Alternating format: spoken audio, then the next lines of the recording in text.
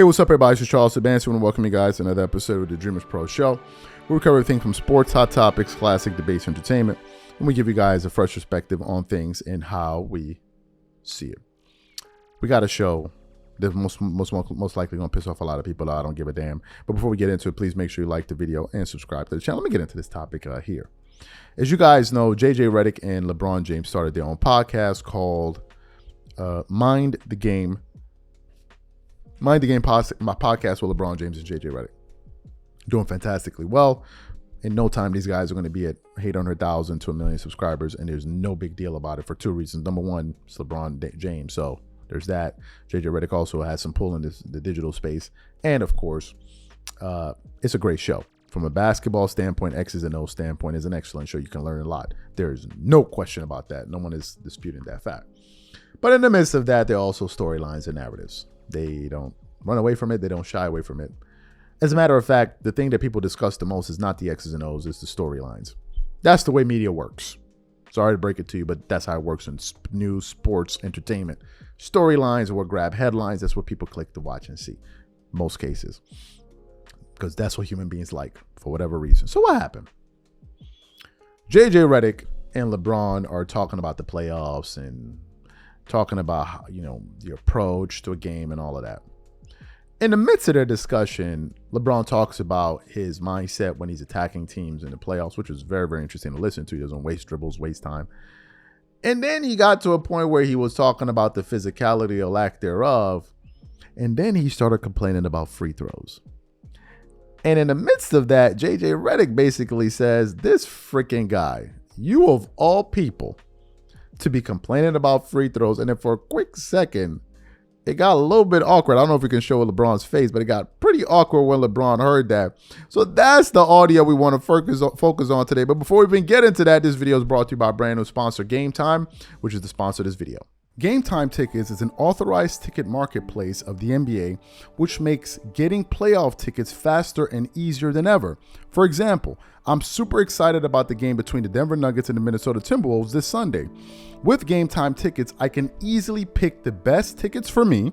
I love that I can choose between different deals. I have the option to select the cheaper deal, the best option deal, or my favorite, the flash deal.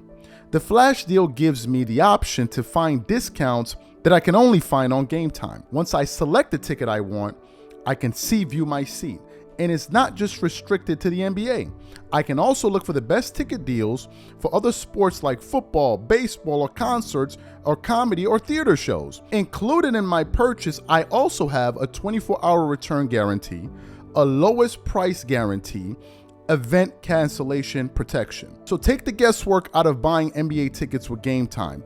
Download the Game Time app, create an account, and use code CLNS for $20 off your first purchase. Again, create an account and redeem code CLNS for $20 off. And remember, whenever you support this sponsor, you're supporting this channel. Thank you. So what I want to do is quickly play the exchange between JJ Redick and LeBron James, and we're going to come back and react to that exchange. Take a listen to these guys here.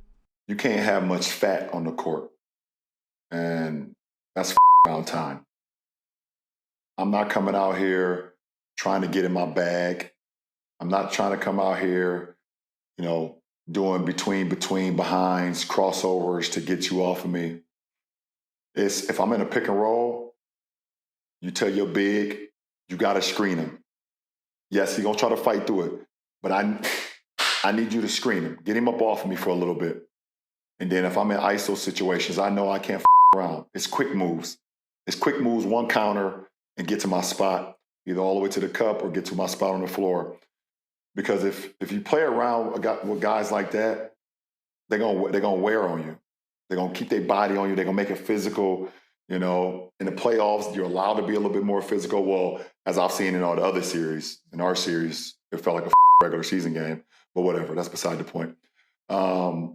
Says the guy whose team had the greatest free throw disparity in the NBA the last two seasons. This guy. So you gotta just go. There's no. Maybe you can get one game to wear up to warm up to it, warm up to his intensity, the way he's playing, whatever. But it's not much. You can't be out there around with your movements, and you getting the job done, because he's not going for none of that. He's there in your chest. So you heard what they had to say.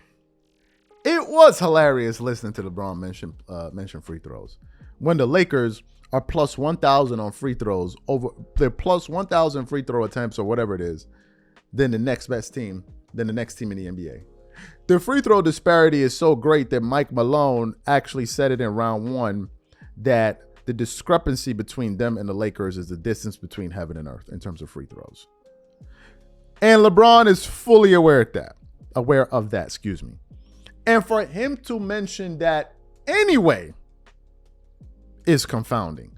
Now on the part of JJ Redick, why do I think JJ Redick said that? I think he said it for a few reasons. Number one, I think JJ wants to create an environment where he goes, people don't sit up, think I'm up here saying, yes, sir. Yes, sir. I agree. These guys are having a conversation about basketball.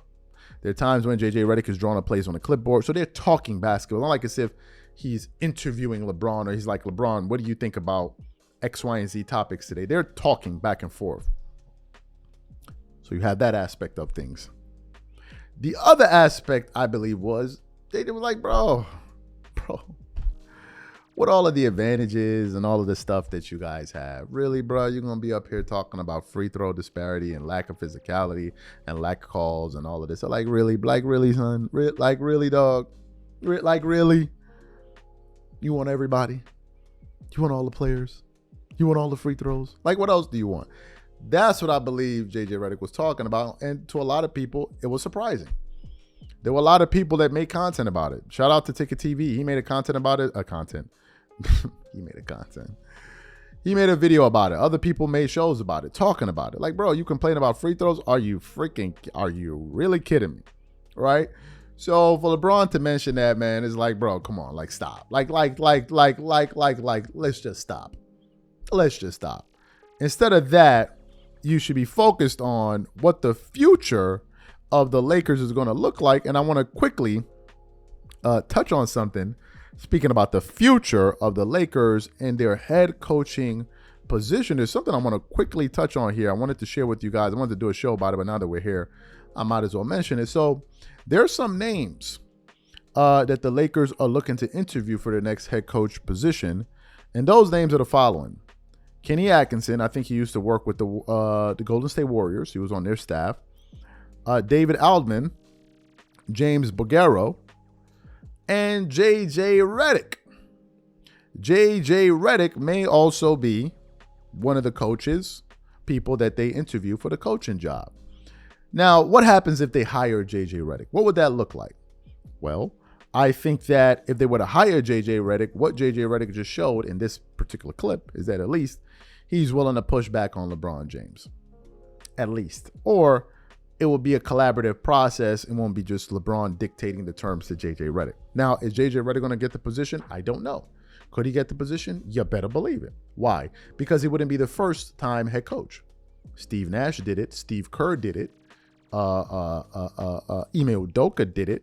So they're people that they give with no coaching experience really at opportunities. Now, some people worked under other coaches like Ime Udoka, Mike Budenholzer with the San Antonio guys, David Griffin with that camp over there, Ty Lue with Doc Rivers there. And, so you have people like that, but then you have people like Steve Nash who didn't. You have people like Steve Kerr who didn't, right? So it's not unprecedented. There's precedent for it. I guess we just have to wait and see. So what I want to know from you guys, what do you think about that exchange? Whatever you guys think, leave your thoughts in the comments, and we catch you on the next show. Peace.